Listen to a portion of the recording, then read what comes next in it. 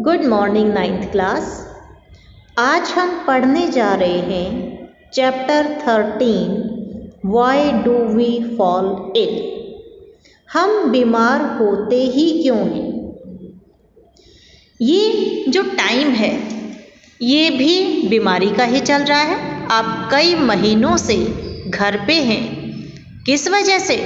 एक डिजीज की वजह से जिसे नाम दिया गया है कोविड-19, जो कि एक पेंडेमिक है। ये जो वर्ड है पेंडेमिक, ये भी हमारे लिए नया है। पहले हमने एपिडेमिक वर्ड सुना था। एपिडेमिक क्या होता है? महामारी। कोई भी बीमारी जब बहुत बड़े एरिया में फैल जाती है, बहुत सारे गांव, कस्बे, शहर उसकी चपेट में आ जाते हैं, तो उसे एपिडेमिक कहा जाता है। जैसे बहुत साल पहले चेचक जैसी एपिडेमिक फैली थी जिसमें बहुत लोग मारे गए थे। लेकिन जब कोई डिजीज पूरे वर्ल्ड में फैल जाती है तो उसे पेंडेमिक कहा जाता है, जैसे कि कोविड-19।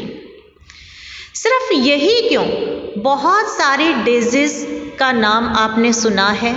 मन में सवाल उठता ही है कि हम बीमार क्यों होते हैं।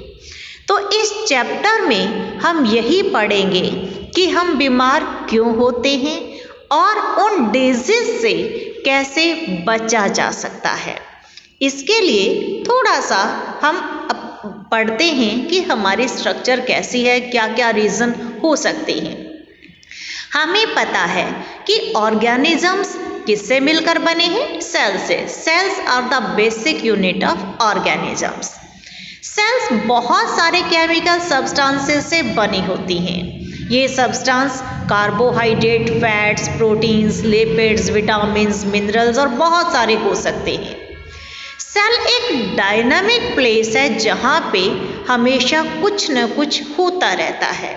वहाँ पे कॉम्प्लेक्स रिएक्शंस होती हैं जिसमें सिंपल सब्सटेंसेस कॉम्प्लेक्स में और कॉम्प्लेक्स सिंपल में कन्वर्ट होते रहते हैं। सेल के अंदर रिपेयर जैसे काम भी होते रहते हैं, नई सेल्स भी बनती रहती हैं।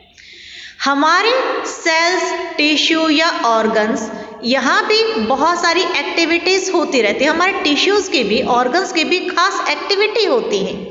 जैसे हमारा हार्ट लगातार बीट करता रहता है, हमारे पैदा होने से पहले ये काम शुरू करता है, 5 महीने पहले शुरू हो जाता है और पूरी लाइफ बिना रुके, बिना थके ये बीटिंग करता रहता है। लंग्स ब्रीदिंग का काम करते हैं। किडनी ब्लड में से यूरिन को सेपरेट करने का काम करती हैं। ब्रेन सोचने का काम करता है। तो हमारे सभी ऑर्गन्स का एक पर्टिकुलर टास्क होता है। ये सारी की सारी एक्टिविटीज इंटरकनेक्टेड होती हैं। एक एग्जाम्पल हम लेते हैं। जैसे मान लीजिए किडनी ब्लड को फिल्टर ना करें, उसमें से यूरिन सेपरेट ना करें, तो क्या होगा?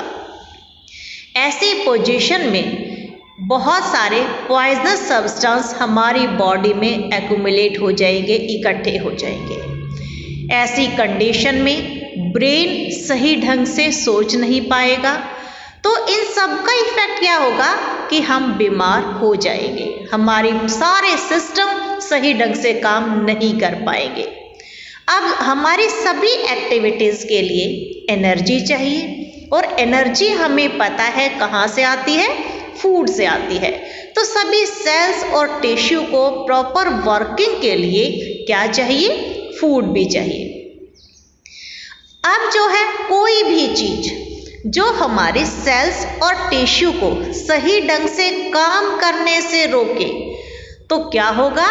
इससे हमारी बॉडी की सारी एक्टिविटीज़ गड़बड़ हो जाएंगी, हम हेल्दी नहीं रहेंगे।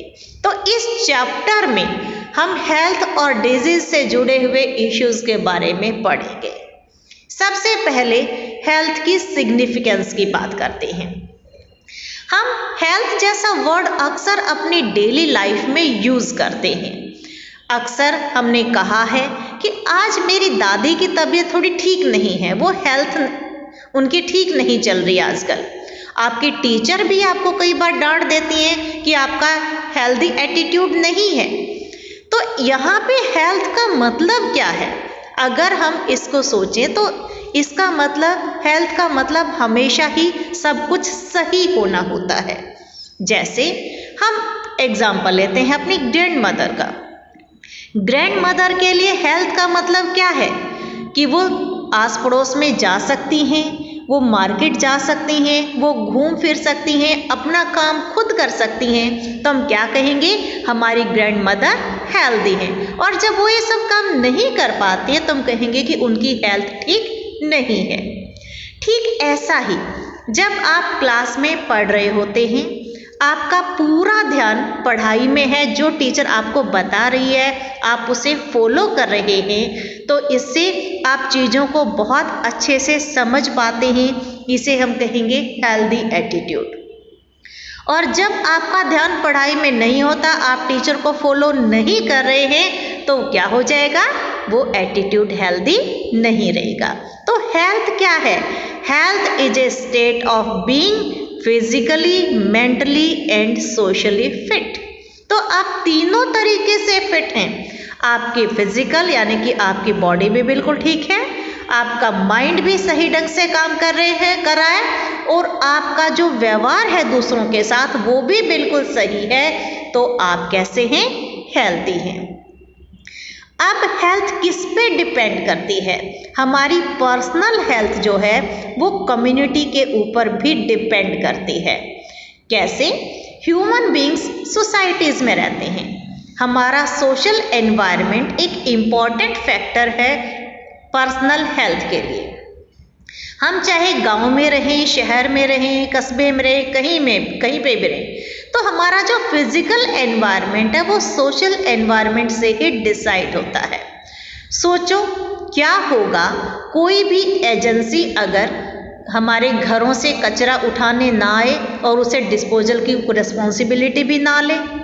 क्या होगा अगर कोई भी हमारे घर के पास जो नालियां हैं उसे साफ ना करें, तो उसमें बहुत सारा पानी इकट्ठा हो जाएगा, कचरा इकट्ठा हो जाएगा, जिसमें और खड़े पानी में मच्छर पैदा हो जाएंगे और डेंगू मलेरिया जैसी बीमारियां हो जाएंगी। अगर गलियों में कचरा बिखरा होगा तो क्या होगा, उसमें मक्खियाँ बहुत सारी हो जाएंगी, जिससे हैजा जैसी बीमारियां हो जाएंगी और इसकी वजह से हम बीमार हो जाएंगे। तो पुअर हेल्थ के चांसेस बढ़ जाएंगे, पॉसिबिलिटी ज़्यादा हो जाएगी। इसलिए हम कह सकते हैं कि पब्लिक क्लीनलीनेस जो है बहुत इम्पॉर्टेंट है किसी भी पर्सन की इंडिविजुअल हेल्थ के लिए। तो अगर हम हेल्दी रहना चाहते हैं तो हमें क्या करना चाहिए कि जो भी फीकल मैटर है हमारे आसपास इकट्ठा ना हो, ध्यान रखें हम, और सैनिटेशन का प्रॉपर ध्यान रखें, सफाई आपके अड़ोस पड़ोस में ज़रूर हो, तो आप हेल्दी रहेंगे। हमेशा आपका जो पानी है वो साफ़ होना चाहिए। खाना खाने से पहले और टॉयलेट जाने के बाद हाथ जरूर धोएं। आपके घर के आसपास मक्खी मच्छर बिल्कुल भी ना हो। आपकी जो सब्जियां हैं, फल हैं, यूज़ करने से पहले ज़रूर धोएं। और जो ड्रेनेज सिस्टम है वो प्रॉपर हो। खुले में कभी भी टॉयलेट के लिए ना जाएं। अगर आप इन सब को फॉलो करेंगे तो आप हेल्दी रहेंगे। आज के लिए इतना ही। आप इसे पढ़ेंगे, कोई डाउट है तो आप मुझसे पूछ सकते हैं। Thank you.